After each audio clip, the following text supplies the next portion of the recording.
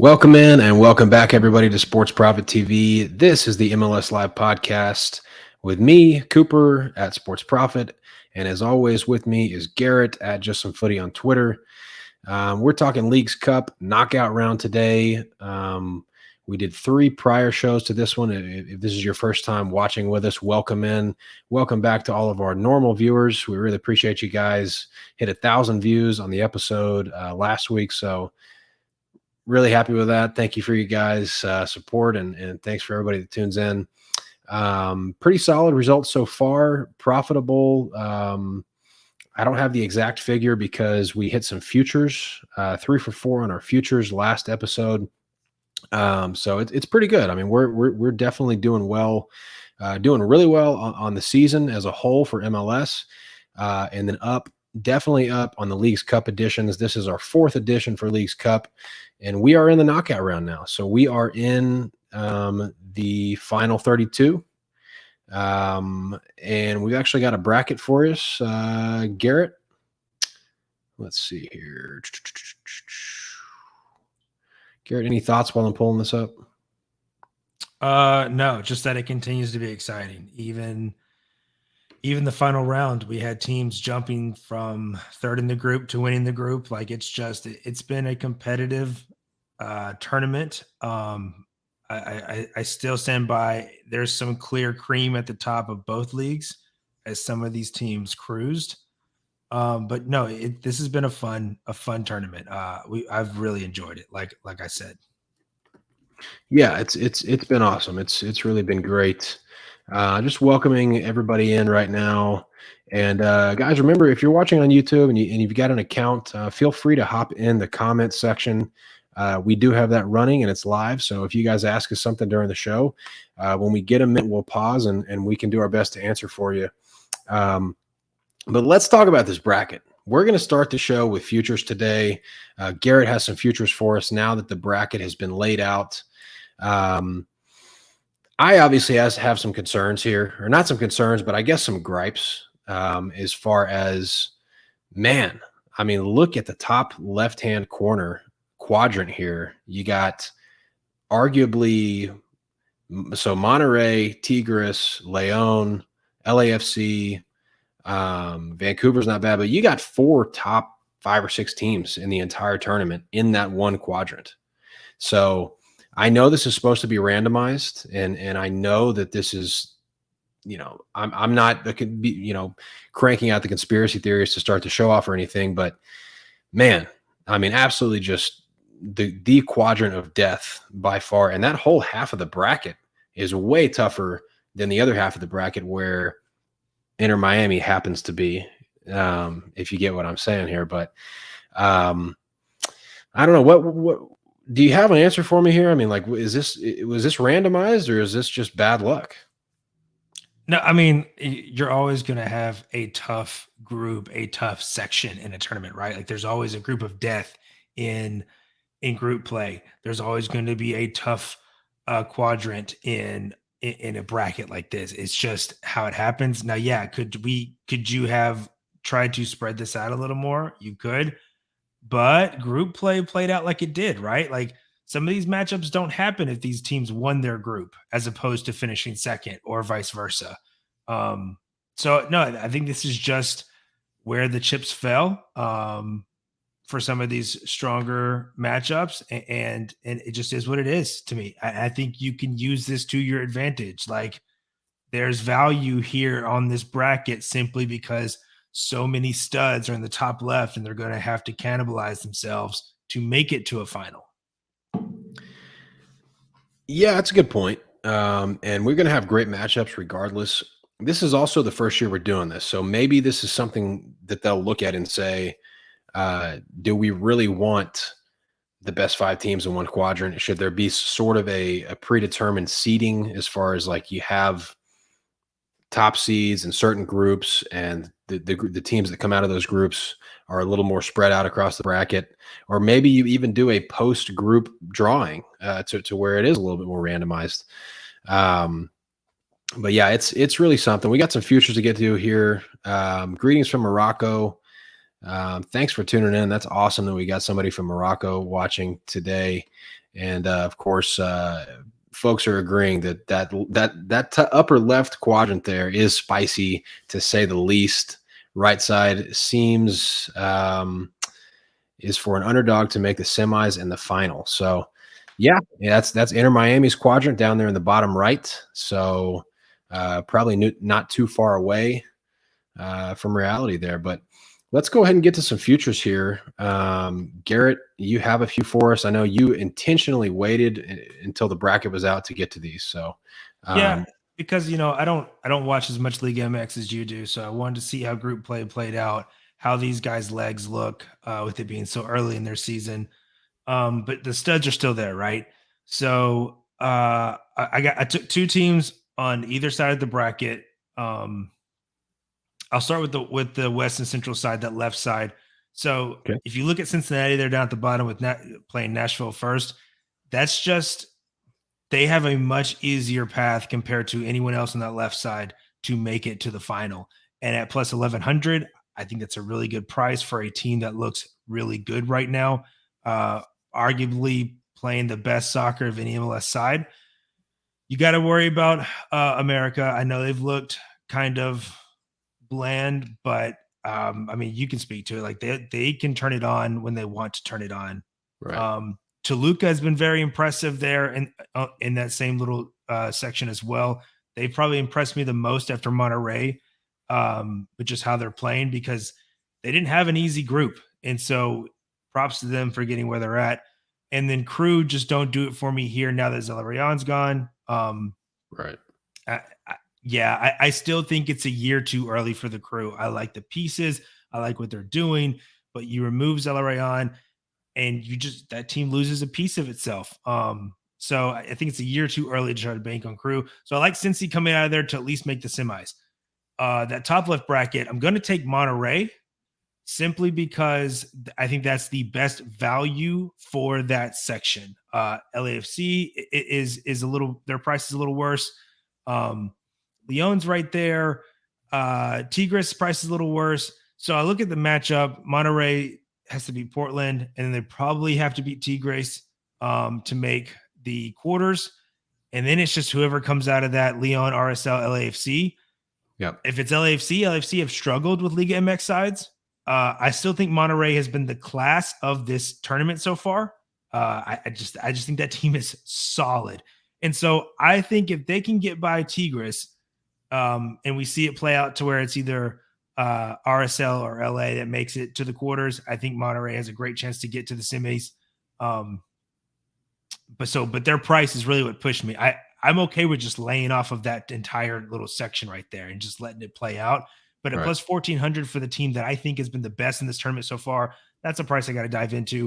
Moving over to the right, I'm going to grab Philly simply because we know this right side is easier, right? And so for me, it is Philly or Miami that's going to make it to the semis and into the finals. So I'm grabbing Philly at plus 1,300. They have smoked both of their games in group play. They get a poor DC side. Then you get to play one of the New York sides. You're probably going to run into, depending on how things fall out, Pumas, Atlas, or Revolution. I think Philadelphia can handle any of those teams. So I see them going to the semis. And then I'm going to grab Miami. And I know it feels like a gimme or a like how can you take the by record the worst team in MLS? I mean, this is a cakewalk here for them. And this team only gets better every game. They've had a week off to train. That's just after playing well in group play. So they've had a week off to train. Every training session is important to get Tata's tactics in, to get Messi more comfortable with his teammates and his teammates more comfortable with Messi. Alba just got announced, so we're going to see him soon. They've just wrapped up all of their 322 signings. So the farther Miami go, the better they get. Like each matchup, simply because they are getting reinforcements and good reinforcements on a bad team. So when the Messi is clearly miles better than anyone else in this tournament, and you're giving me this 2, 4, 6, 8 teams here for this bracket for them to make the semis, that's just at plus 600. It's a terrible price for a future, but you have to grab it here based on these matchups. I mean, there's not a single team Miami should lose to all the way to the semis. And so if you get them to the semis there, and for some reason it's not Philly or somebody else, then you have opportunities to hedge out if you want. But this is just too easy for Miami. Whether you want to call it fixed or whatever, I don't care. I'll take the price at plus 600. So I've got two teams on either side of the bracket, hoping to at least get 2 or 3 of them to the semis based on their road, based on their paths, and then we'll go from there. For me, futures is always about just getting profit, right? So I'll usually take the shotgun approach where I'm grabbing 4 or 5 based on their matchups, pathways, stuff like that, hoping to profit a couple of units as opposed to trying to hit a big, plus 1,400 by itself and trying to grab 14 units that way. It's just not my style. Yeah, I think that's probably the way to go about it. You want to put yourself in a position where you can secure profit and guarantee profit. I mean, that's the name of the game when it's all said and done. So, yeah. So the situation with the bracket is interesting.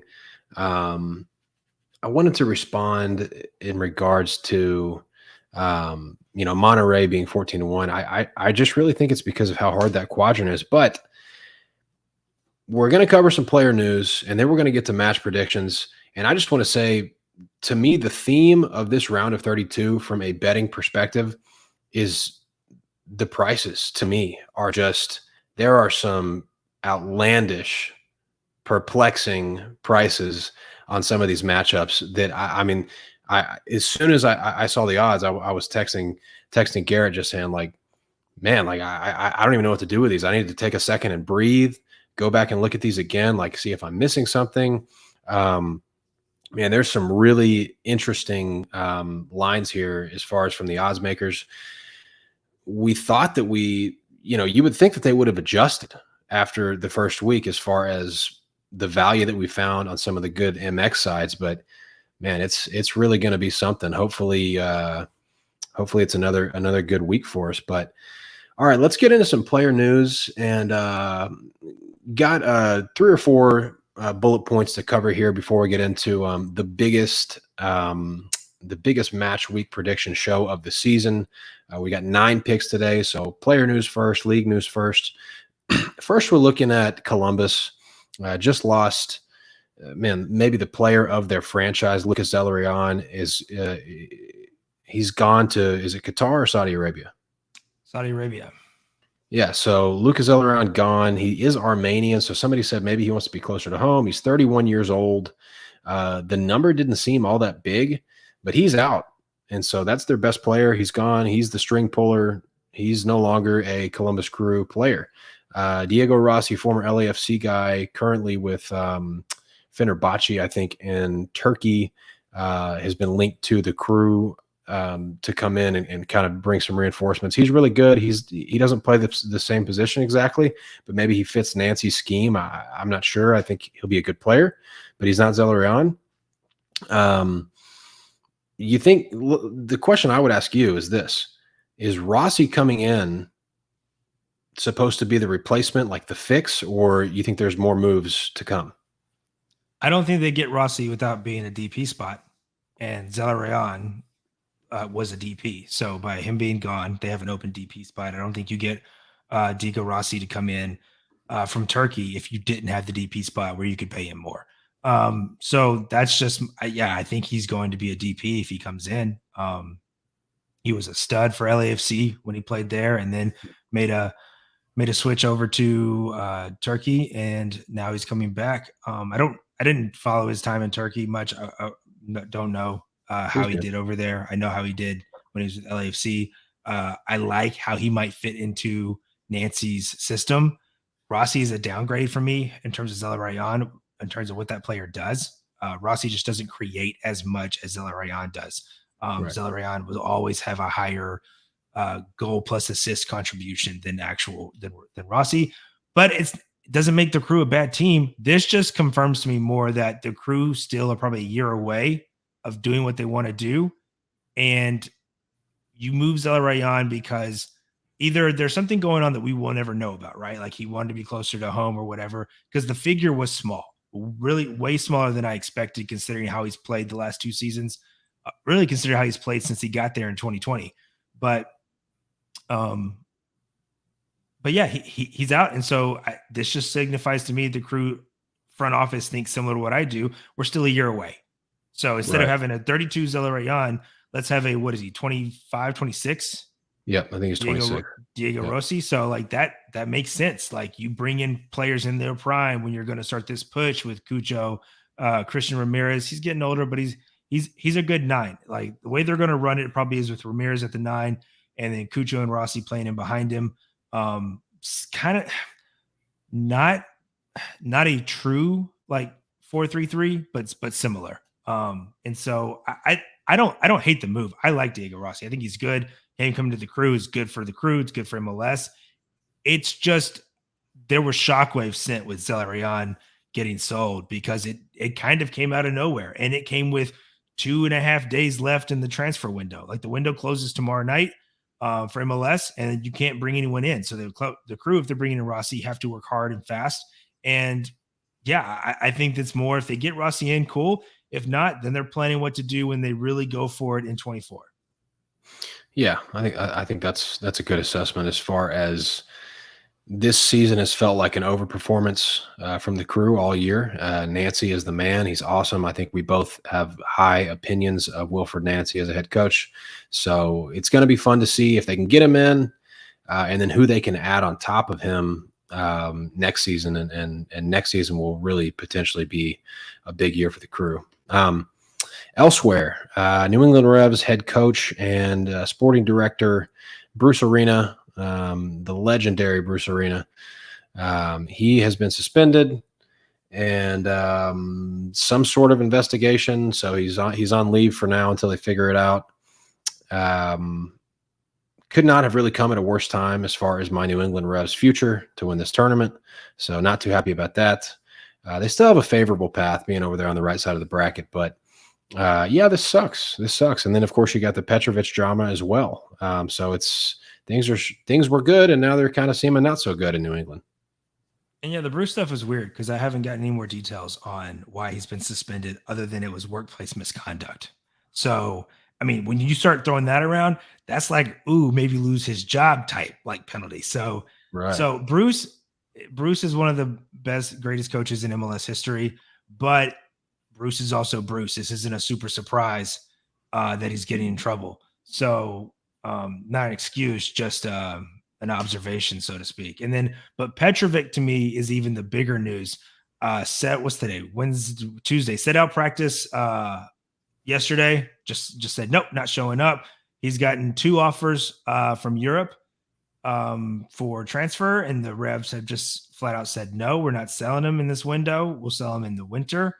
And yeah, that's hard. That's hard on a guy who has aspirations to go to Europe. Europe teams from the top 5 leagues try to get your services. He would start for these teams that are coming for him. And yeah, the refs say no. So he's perturbed. I don't know how this shakes out. We saw the Brenner situation. Like he got mad, and then we actually never saw him play again. Now, part of that was because of an injury, but you got to think maybe the injury was milked a little bit. So we'll see what happens. I've always thought there was a chance Petrovic could go in this window. And I don't know what it's going to take, either how much better of an offer or how much of just a scene Petrovic has to cause. But yeah, I think there's a chance, and the Revs are in big trouble if they sell Petrovic in the summer. Big trouble. When does the window close? For Europe, 2 more weeks or 2 or 3 more weeks for Europe. So like the MLS window to buy closes tomorrow. Okay. But players can still be sold for the next, as long as any window in the world is open. Like Saudi Arabia is open until September. So they'll be buying guys forever. But yeah, for especially like those European calls that people are looking for, that's still another 2.5 weeks, I think. Yeah, to me, it feels like he sits out and they're not going to sell him. There's a real question mark if he plays their next match. No, I get that. As far as the immediate future, it doesn't seem like good news as far as the Revs and him playing, and that hurts him. Obviously, he's been a monster. He's been like a third center back basically for them. But I just feel like we see players sit out, and once the window closes, they're not just going to continue to sit out. They're going to play. They're going to stay in shape. They're going to collect paychecks. So maybe he protests for a couple of weeks, and then they say, "Look, we're just not going to sell you." And he says, "Okay, well, I'll go. I'll go after the season." But this is that dance that a lot of the MLS teams have to walk, because if they get a stigma as to not selling players when those dream moves come, players Yep, will not sign for them. that's true. And so it's all about signing that young talent that is eventually going to move to Europe and giving them those opportunities. Now, when MLS plays, of course, is always going to cause issues because MLS is right in the heart of their season when the summer window opens in Europe. So that's just stuff we have to plan for. We talked about this in the first episode for the MLS season this year when we were talking about futures and who we're looking at. There were spots where, like, I don't know if this dude makes it through the summer, right? Like, if this team doesn't have this guy for all season, then the outlook is completely different. So we'll just have to see, but something worth monitoring. The Revs are real bad defensively when Petrovic isn't in. Like, Yeah, he's the best goalkeeper in MLS, and he saves them time and time again. absolutely. All right. Speaking of the trade deadline, Chucky Lozano, Mexican national star, Napoli star. He's only 27 years old. And are we buying or selling the rumors right now that he's going to be at LAFC? They've I'm only got selling another him. day or two, right? Yeah, I'm selling him. Okay. I mean, I can LFC get the payroll for Chucky? Yeah, they have an open DP spot. They can pay him whatever they want. I don't think Napoli has let this guy go for cheap. And if you're talking like 15 million plus, I don't think LFC pay it. Hmm. So that's why I think there's nothing there. I think it's something that people would like to see. But I don't until I see something else. I've seen nothing that makes me think he's coming. Fair enough. Okay. And I typically defer those questions to you because the world football or soccer transfer scene is really unlike any other sport because there can be 5 different rumors linking 5 different clubs to a player, and all rumors say that the deal is done, and that's just really unique to soccer. I mean, You it's will not crazy. find another sport where more information is leaked simply to gain leverage on somebody else. Teams leak information, agents leak information. Um, like if you think it's like if you're watching American football and stuff, if you think that's bad, uh, what happens with soccer and transfers is on another level, dude. Like, so just it is wild. You can't trust much of what you hear until like with Messi, till everyone's running with it. Like, because we said it, I was real careful to not be like, I could happen, but I'm not about to like say like, yeah, it's happening, until I Right. needed like a whole swath of beat writers to come around with it, all with the same information. Once they all start singing the same tune, then I feel more comfortable. Absolutely. All right, last little nugget to get to here before we get to match predictions. Portland Timbers go out and get Anthony from Portuguese club Arauca. Paid $3.5 million for the winger. They needed this. I mean, I haven't seen him play. I haven't had a chance to flip on the highlights yet, but this is a team that needs help and attack and speed and all that stuff. So, how is he coming immediately? Yeah, yeah, no, yeah. It's I mean, of course, it's visa. Whenever the visa's done, he'll be eligible. But it's pretty much a done deal. And he's dynamic. I can say that. Like, where Portland lack is being dynamic in attack. If it's not an Evander free kick or a volley deflection, I really don't know how this team scores all that often.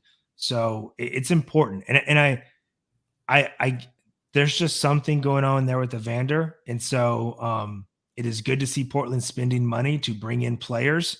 They also traded for Brian Acosta from the Rapids.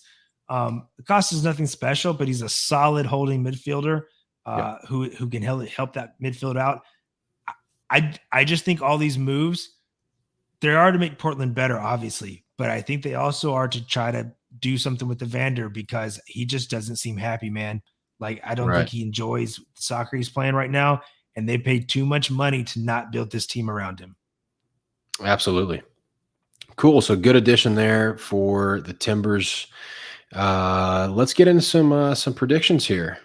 We got 9 betting picks for you guys this week. It's round of 32. We got a lot of games to get to, a lot of enticing matchups, and we will start with one that a lot of people are absolutely going to have their eyes on, which is Inter Miami.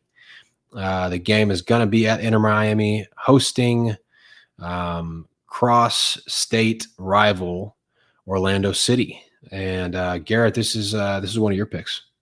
Yeah, so we got a Florida derby here. Miami right now, the juice is like at minus 145. The line's gone up and down all day, so I waited as long as I could to try to get something that's playable. If your books have it too juiced, or if this is too juicy for you, I have something you can pair this with later on in the show that we will talk about, so you can still get in on this game. For me, it's just Cruz Azul and Atlanta are bad teams, right? Like I can't really gauge it off of Miami's performances off of that. Outside of that, they look like they're clicking, even with the teams being bad. They look like they're meshing well already. But I really like that extra week off because they played their 2 group games early. Orlando just wrapped up group play 3 days ago. So I'm getting Miami on some rest here, and that whole week of training is so important. I talked about it with the bracket and the futures. Is that they get a whole other week to keep working on Tata's tactics, to keep meshing with Messi, to keep meshing with Sergio. They just announced Alba. I would not be surprised if he's on the bench for this game. But if his fitness is anywhere near what Messi and Sergio's was, then he will probably be starting the game after this if they advance. So, like I said, this team is only going to get better. And with Messi being the best player in the field, I mean, we're talking about a guy who literally can win matchups by himself. Yep. If a line is playable, I don't know how I'm not playing Miami for most of this season. Yeah, I mean, it's hard to argue. I mean, like you said, they're getting better every game, and every time they get 2 or 3 days of practice, they're just getting more cohesive, and Tata is getting his tactics ingrained, and every time they play a game, they're adding a new player that they've went out and got, and they're upgrading a position here and they're upgrading a position there. So I will say Orlando City has looked pretty good. They've been in pretty good form, but when you I got like Messi, Orlando. I like Orlando. yeah, There's something about Orlando and drafting strikers. Duncan McGuire is now the 3rd striker they've drafted who's just hit. yeah, And you've already got European teams looking at him. By the way, if his anytime goal scoring price is ever plus 200 or better, you can fire on that. It's ridiculous how the books just don't adjust to this kid. right. But he's clearly won the starting job, 9 goals so far for him. It's just I like Orlando. Orlando's a good team. There's a lot of matchups here where I would take Orlando versus Team X or Team Y. I'm getting Messi at minus 145. I don't know what else there is to say. Yep. I mean, I think that's it. I think that's enough said. All right, you're actually going to go ahead because you got a couple more than I do today. So next game we're looking at is LAFC hosting our favorite Liga MX team, Juarez. So yeah, you got LFC now. LFC and Pachuca are both entering now at the round of 32 by being their league winners. They got the bye through group play. I actually think that long layoff is going to hurt LAFC a little bit. But we know the attack is good. They're 2nd in expected goals in league play for MLS. And then I'm just going to stay in the flames with Juarez. They've hit both teams to score in every game so far this season, 5 out of 5 in all competitions. I really like their attack, and they are susceptible in defense themselves. So I think you could see a sluggish LAFC at the back, maybe get off to a slow start. Juarez is really chugging along right now. They should get looks. I need them to convert one. And then LAFC could have their way with this team once they, especially in that second half, once they get back into the flow. Even though they don't do great against Liga MX sides, there's nothing else here I really like. That money line is juiced. I'm not sure I love goals overall. With it being their first game back, if you told me it was 1-1, I would raise an eyebrow a little bit, but it wouldn't sound out of the realm of possibility. But no, both teams to score is playable here for me. And so, yeah, I'm staying in the flames with Juarez and trying to hit this slow patch for LAFC since they're coming off almost what is that? 2.5 weeks of nothing. Yeah, almost 3. But yeah, we've been talking about Juarez. Juarez has made us money back-to-back weeks now. Undervalued Liga MX side just because they're not one of the big clubs. Not really a club in Mexico that has a huge fan base or a lot of media coverage, anything like that. But they're pretty good. They were decent last year, and they only seem to have improved. And they've scored 11 goals in their 5 games this season. So that's including Liga MX play and Leagues Cup. And they're solid. I mean, these guys. I also feel like you're riding the hot hand here against a team that's had a layoff. It's going to take LAFC a little bit to get up to speed, and Juarez is going to be playing at a good tempo and a good speed here. So might even have both teams to score first half since it's tingling here just a little bit. And LAFC wasn't in great form when they got this break. They only won 1 of the last 5. And both teams to score had hit in 3 of those 5, and then 1 that LAFC didn't score. So like they haven't been in great form. So they needed that break. Let's see who they get healthy. Injury reports are the hardest thing to get right now in Leagues Cup. A lot harder than MLS League play. So we'll see who gets back healthy. But I'm going to ride the hot hand here. Sweet. Love it. Alrighty. Next game, third game on the card, we are looking at Pachuca, who as another team who's had a long layoff because Pachuca and LAFC were the 2 clubs from each league that got a bye past the group stage. They automatically qualified. Pachuca is going to be at BBVA in Houston for this one, taking on a Dynamo who also kind of are hot at the moment. They've turned a corner this year. Kind of had their coming out party against LAFC and back-to-back wins against LAFC earlier in the season. But let me talk about Pachuca just a little bit here because this is a team that we haven't had a chance to cover because of that bye. But man, this is a team that lost a lot. They lost a ton over the offseason.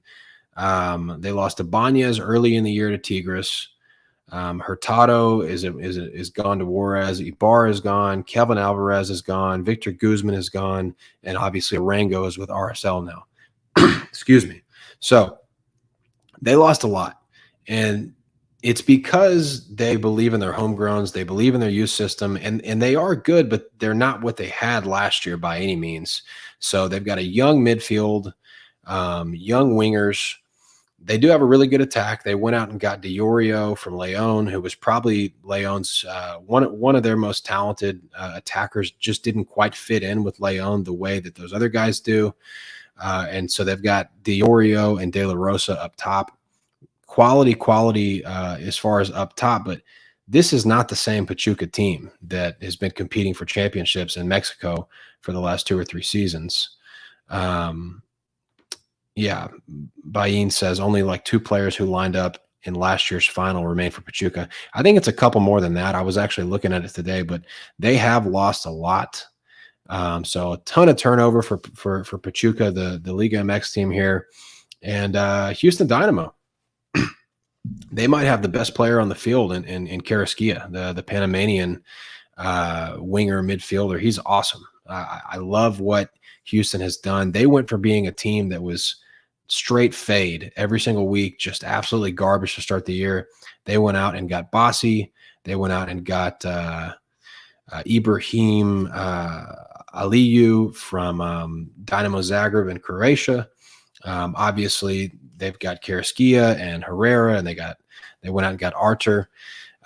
They got some really good players. Like this Houston team has come together really well, and their attack, especially at home, has come together really well. So to me, this is a game that I thought I put the play up. Sorry. Here we go. Pachuca and Dynamo, both teams to score is what I'm going to be on for this one. Pachuca's taking a step down. Houston, I feel confident that they're going to stay hot at home. They're going to put a goal or 2 in at home. But Pachuca still is Liga MX quality, even though they're young. They will have the best striker on the field in DiOrio, and he can score goals by himself. And Houston backline is really nothing to be too impressed with. So, yes, Pachuca has taken a step back.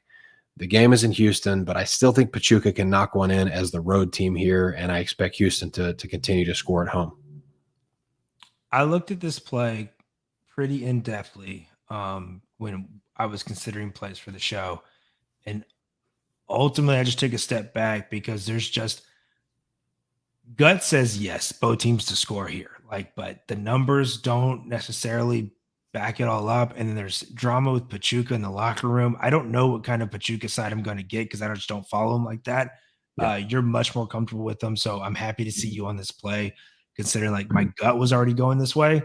But yeah, this is the stats aren't there for it. So like I'm with it because, like I said, when you look at it, sometimes when you look at a line, you can just have a gut instinct, like this is what I'm feeling, Right. and so I'm with it on here. But yeah, I just don't Pachuca, man. I don't know what they're gonna do. I have no idea what side we're gonna see. This could be a spot where I look to try to grab Dynamo live if they come out looking good and Pachuca just comes out struggling. But no, both teams to score. I like it.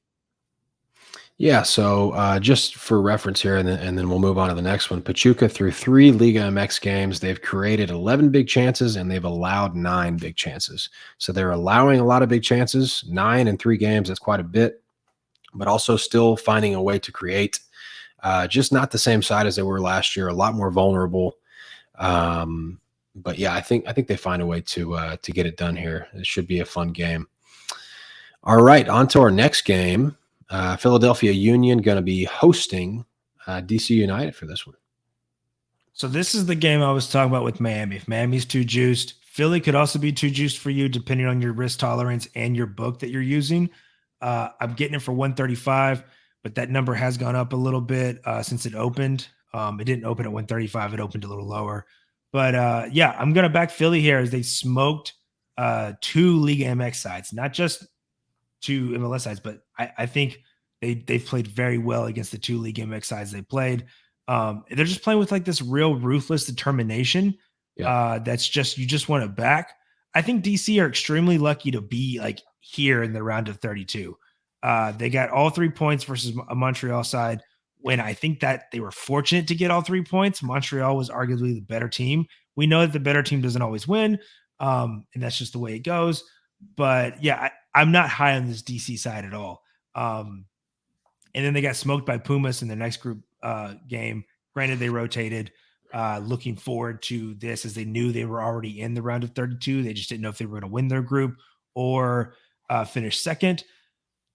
And then if you go back a year with Philly versus DC, Philly is two wins, 1 draw, and no losses versus DC with a plus 13 goal differential.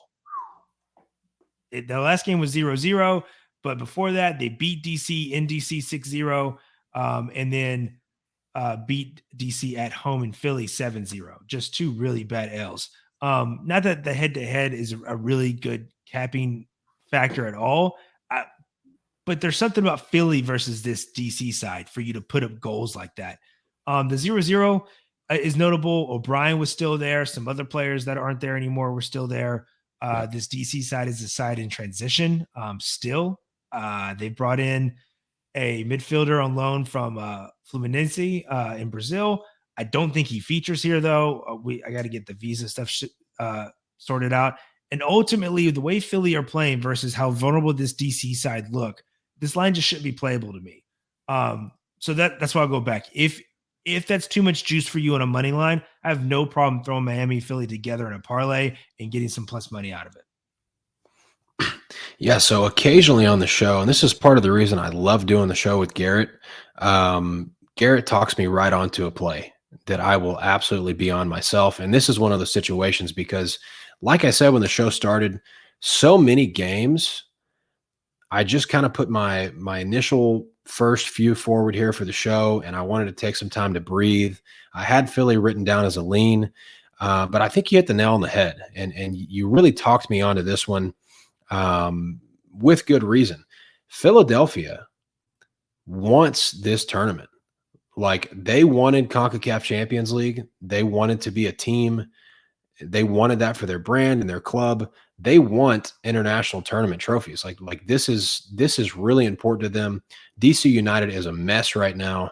Um, and I think, like you said, Philadelphia is playing on another level right now. Like, whether it's a chip on their shoulder or they've just finally started clicking, they're prioritizing this tournament. And I think that's a really important thing to keep in mind when handicapping these games. We saw some teams that, like Chivas, for example, clearly didn't give two craps about the tournament. They just weren't prioritizing it for whatever. They were just, they're about MX, and for some reason they just didn't show up. Philadelphia wants this tournament. I'm going to be on this myself, and thanks for the extra stamp of confidence, because I think it's a great spot. Love it. All righty, on to the next game. Talk about gut plays, because that's what this one is. And I am stepping in front of somewhat of a freight train. Now, yes, Zellerán is gone, and that's part of this handicap. Columbus Crew just beat Club America in a meaningless game, and that should be noted. They beat Club America in a meaningless game in Columbus, 4-1, and they're hosting the Loons here, Minnesota United. I think this line should be a little tighter. I don't think double chance should be playable.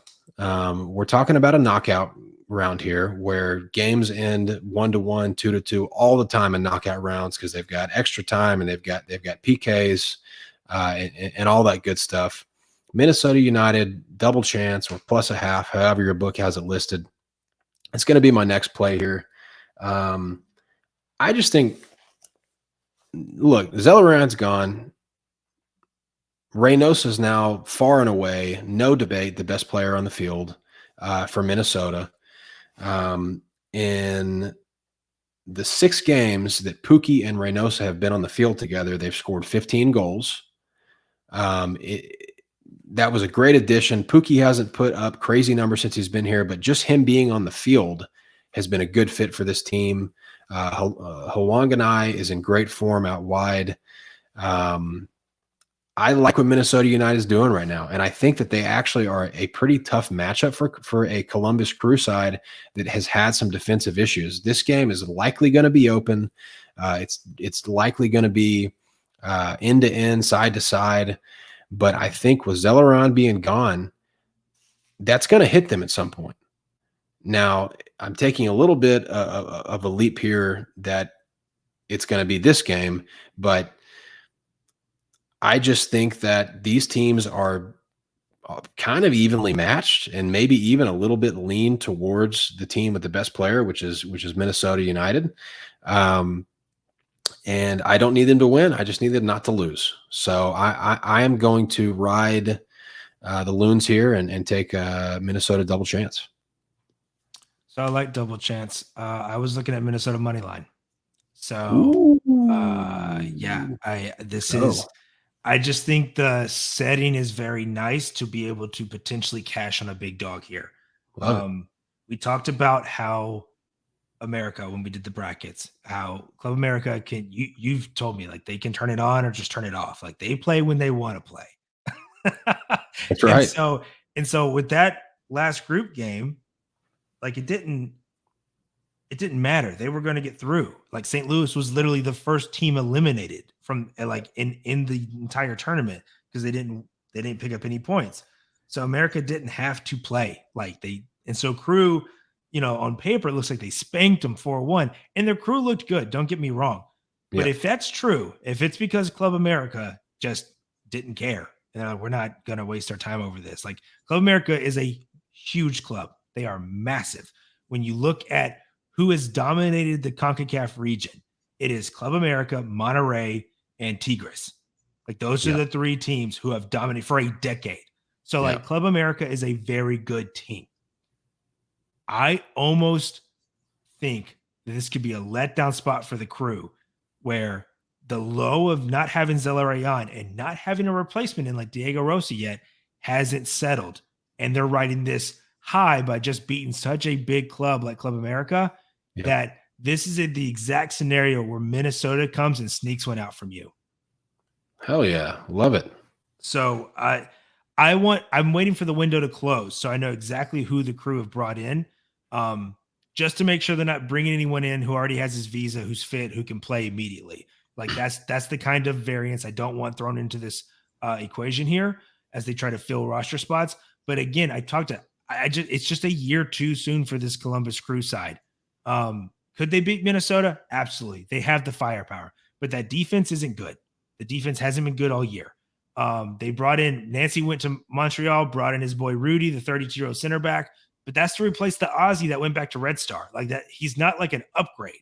He's merely just reinforcements for people they've already lost. So this team isn't better now than it was in group play. And in fact, I would argue they're a lot worse. And so, yeah, this smells like a potential dog to me. And so when you're hanging at a line for Minnesota, like, what is it, plus 270 or something like that, then yeah, I mean, I'm totally cool with a double chance, but like this was giving me money line vibes. Love it. Love to hear that. Absolutely. I could not agree more.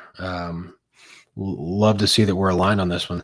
All right. So, so far during Leagues Cup, we have released 4 2-unit plays, and we have smacked all 4 of them, cashed all 4.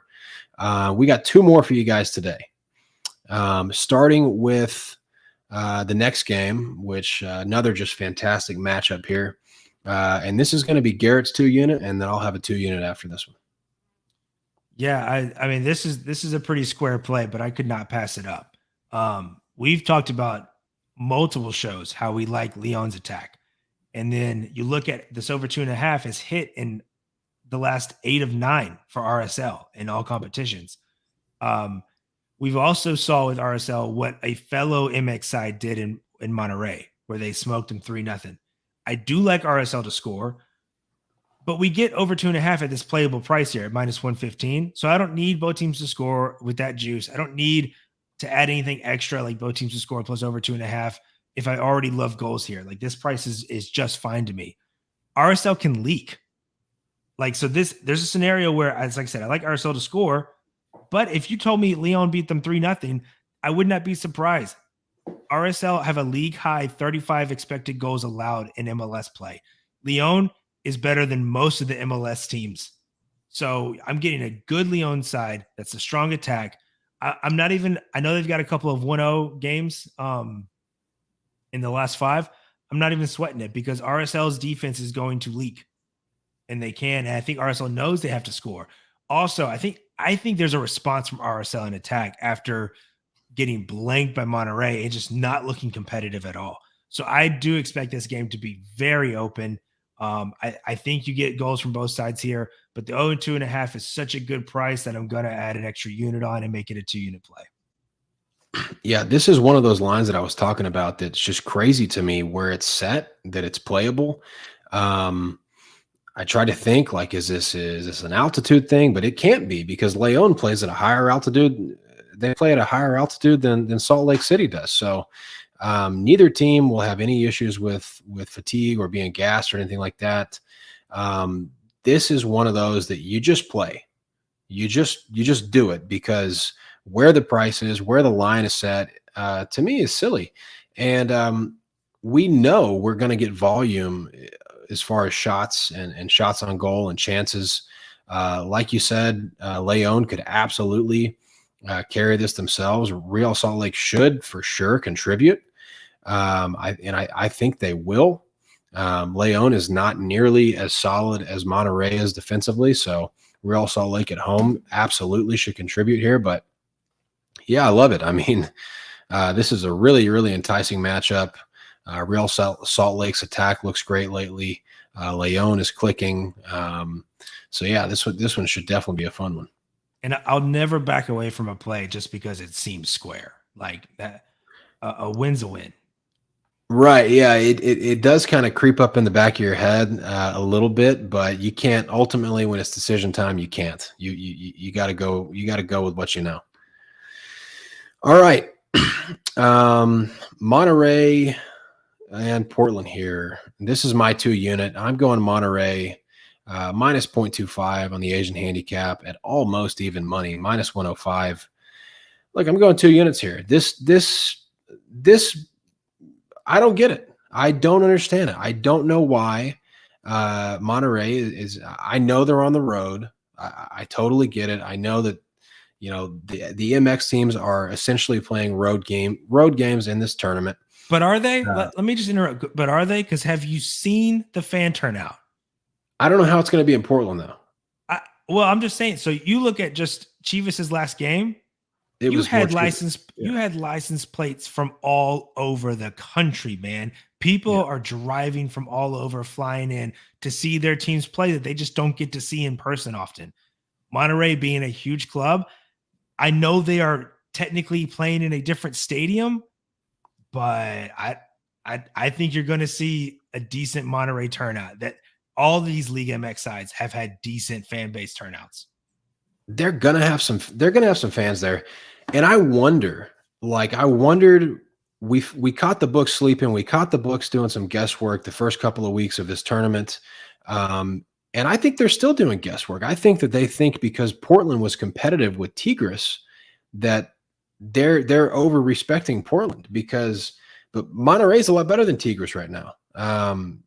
Monterrey, to me, I agree with you that they're the best team in this tournament, but man, I can't believe this price. I'm blasting it. Definitely going 2 units here at least. And here's the thing: the icing on the cake. The only guy that's been able to create anything for Portland is Evander, and he's out. He got a red card last game, so he can't play.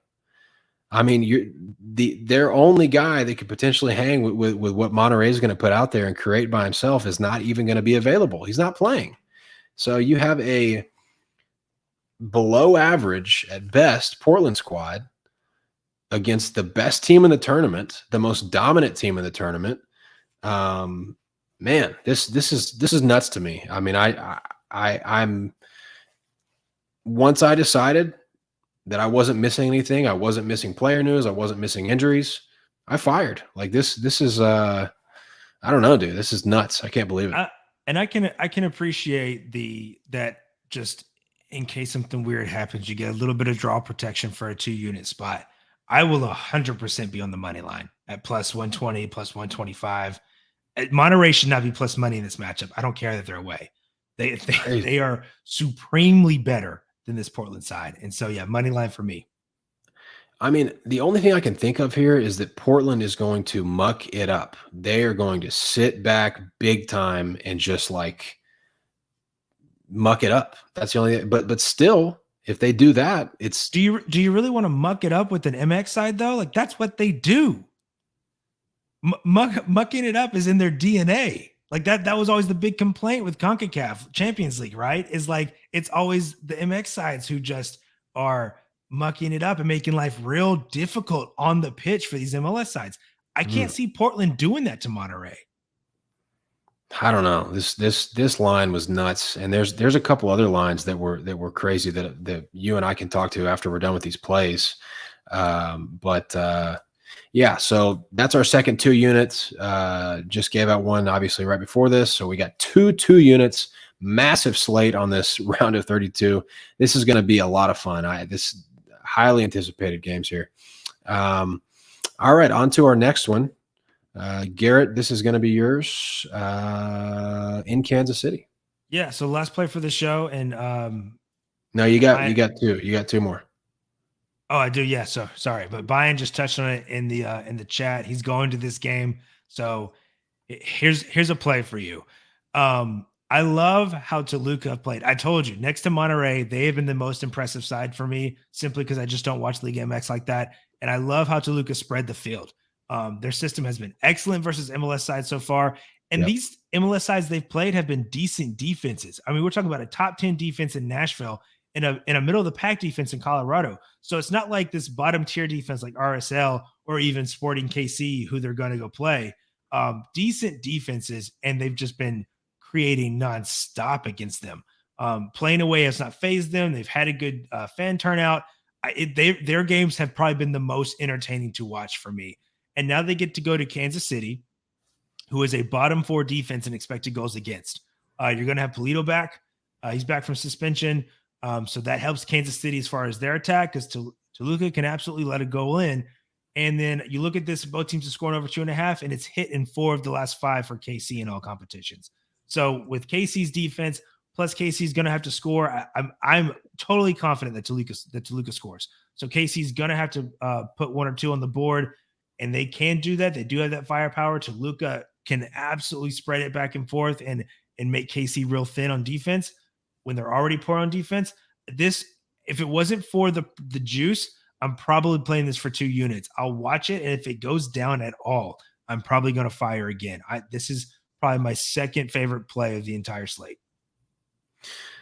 Yeah, I like it too. I also think that there's something to be said about Sporting Kansas City's current momentum. I think that they are playing potentially some of the best soccer that they've played the entire year right now.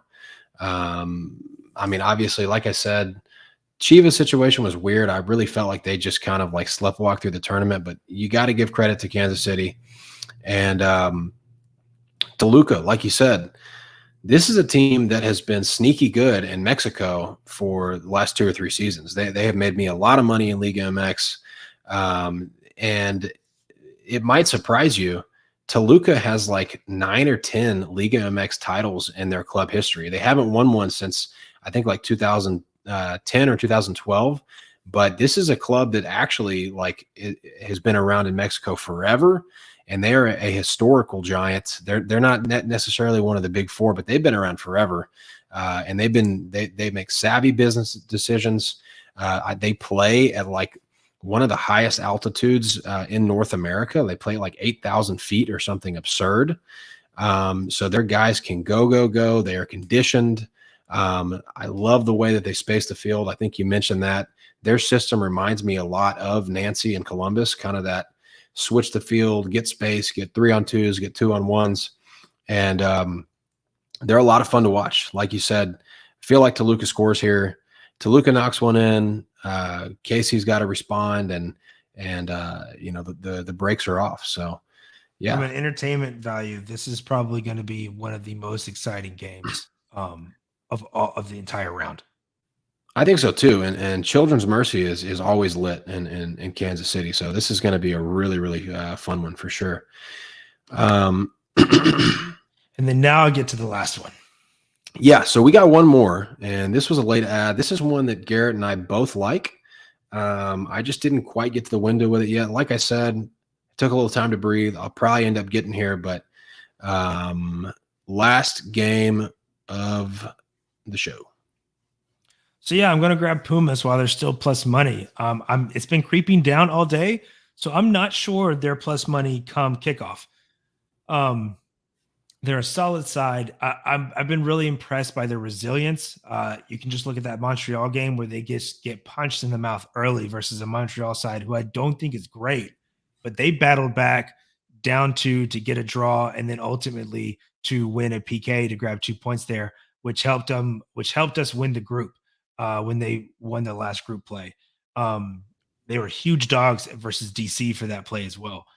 So there's just a nice resilience here that I'm really liking. They're not going to be scared of anyone. Here they get somebody they're very familiar with, where I think they're easily the better side. It's going to be a neutral venue. I think that is playing into the price some as to why they're plus money. But I don't think their opposition are good. And so I'm happy, very happy to take Pumas at plus money here. Yeah. So Pumas, they have been, so obviously, most recently they lost to the Sounders in the CONCACAF Champions League. A lot of Liga MX fans said, oh, well, you didn't get our best, and that's, this and that or whatever. And in a way, they're right. They have really struggled the last 2 seasons specifically, despite having some pretty good talent. They've got like guys like Wanda Nino and Gustavo Del Prete, and some other. Honestly, they've got a good talent. Like this is a big club with a big roster, but they just didn't put it together the last couple of years. This was a team that I had on my list that I just couldn't trust because you never knew when they were just going to totally sleepwalk through a game. And they were just hard to trust, and it seems to be maybe a coaching issue, but I don't know what it was, but they were hard to trust forever. They have seemed to be revitalized this season. Good start to Liga MX play. You saw them flip the switch late in the game at Montreal when they decided they wanted to go get it. They almost came back from 0-2 and won 3-2. That game ended up being 2-2. Then they went to DC and just absolutely beat the brakes off of DC. I think that Pumas has found their rotation that they like right now. As far as personnel, they're pretty much too deep in the forwards and the attacking midfield.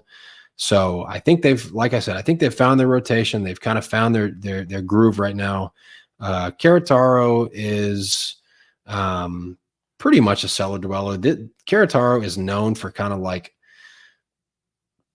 fighting and finding a way to get results against teams that they shouldn't, but Pumas is better, and Pumas is gelling right now. Querétaro looks like Querétaro, and Pumas looks like they have turned a corner, and they're finally starting to reach some of the potential.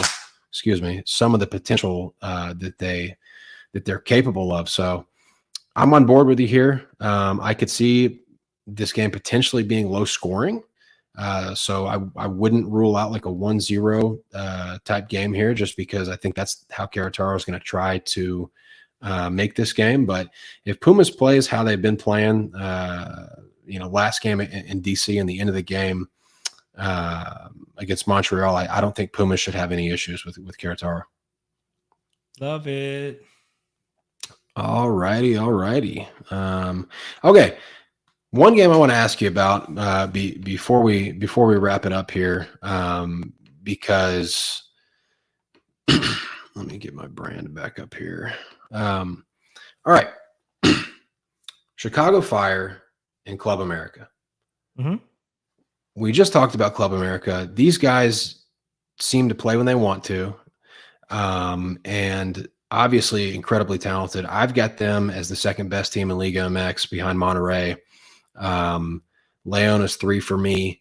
I had Chivas at 4 and Tigres at 5 because I thought Tigres was a little overrated, but obviously Chivas was a little overrated or just didn't really want to be there. But the point is, Club America is fantastic. We saw their potential on the road at St. Louis. They just totally blitzed them, and they looked like the varsity versus the JV.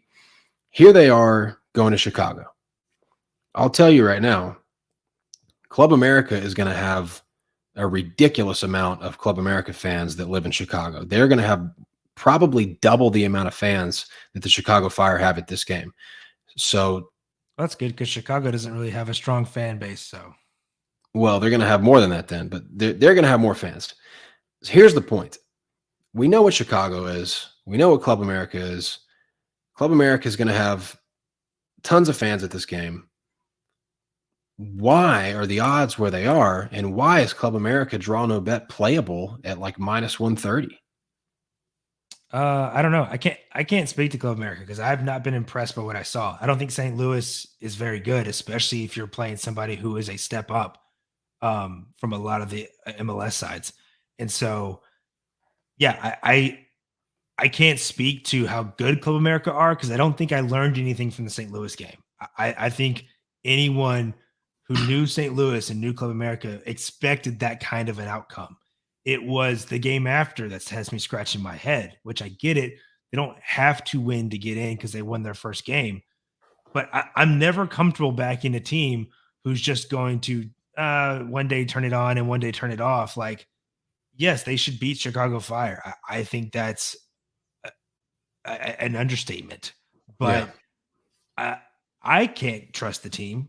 I don't even watch them, and I get the weebie-jeebies because they can turn it off and turn it on and just decide to play when they want.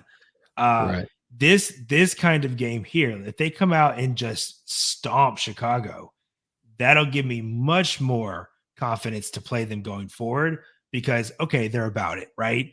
Like, but similar to Chivas, like we thought Chivas would be about it, especially after the start they got in Liga MX, where they looked good and they did not care at all. So it's hard for me to really sink my teeth into that one until I see this game play out.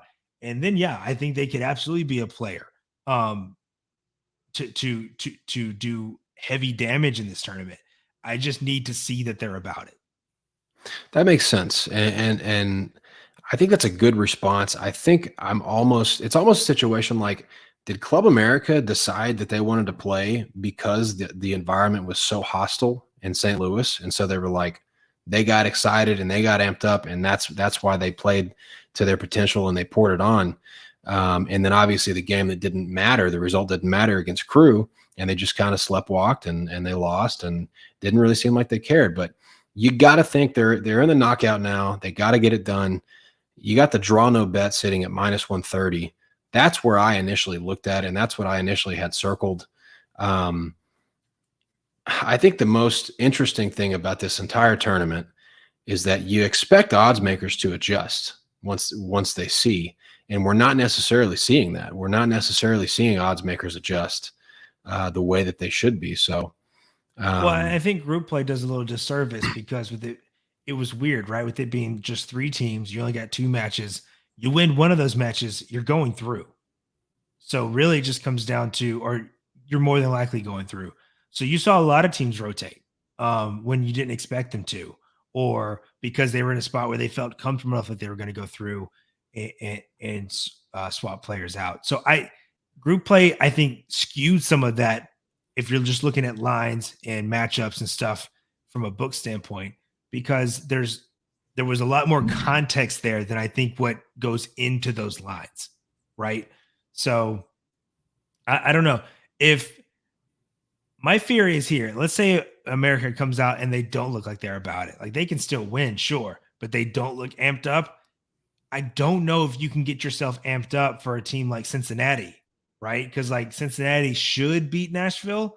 I think if you go to face a team like Cincy, I don't think that you can just flip the switch on and come out there and play. I don't care right. how good of a team you are, right? Like, because you're not going to find a more confident side than Cincinnati right now.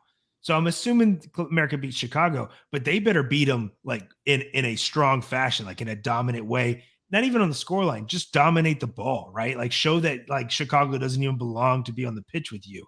And Right. then you'll have my attention for that Cincinnati match, because then that's going to be a fun matchup. But if you go out there and look lethargic, look like you don't want to be there, then you're going to be in trouble when you have to travel to Cincy. Liga MX sides do not do well in Cincinnati. Yeah, we've seen that.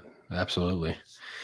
Right. All right. Well, a lot of plays, probably the longest show we've had all season. I'll have more too, so you better be following those handles.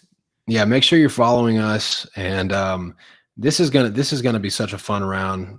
You got 16 games here. This has been a great 3 tournament. days. Yeah, 16 games in 3 days. Like, oh no, man, it's so much. It's fantastic, and of course, Messi and company are kicking us off tomorrow at 7:00 Central, I believe, is the first game. So lots of fun. Appreciate everybody that watches with us and following us on Twitter at MLS Live Podcast. Hit the thumbs up of the video if you don't mind. It really helps us out. Subscribe to the channel so you don't miss anything. And you never know when X is gonna die. X. Oh my God. Yeah, you never know when X is gonna explode or get hacked into, or crazy times. But my voice is pretty much going out. So Garrett, any closing remarks? No, as always, your support is always just utter appreciation for it. Thank you so much. Best of luck to whatever you're on, and let's get it. I love this slate. Let's get it, guys. See y'all in a couple of days. Bye.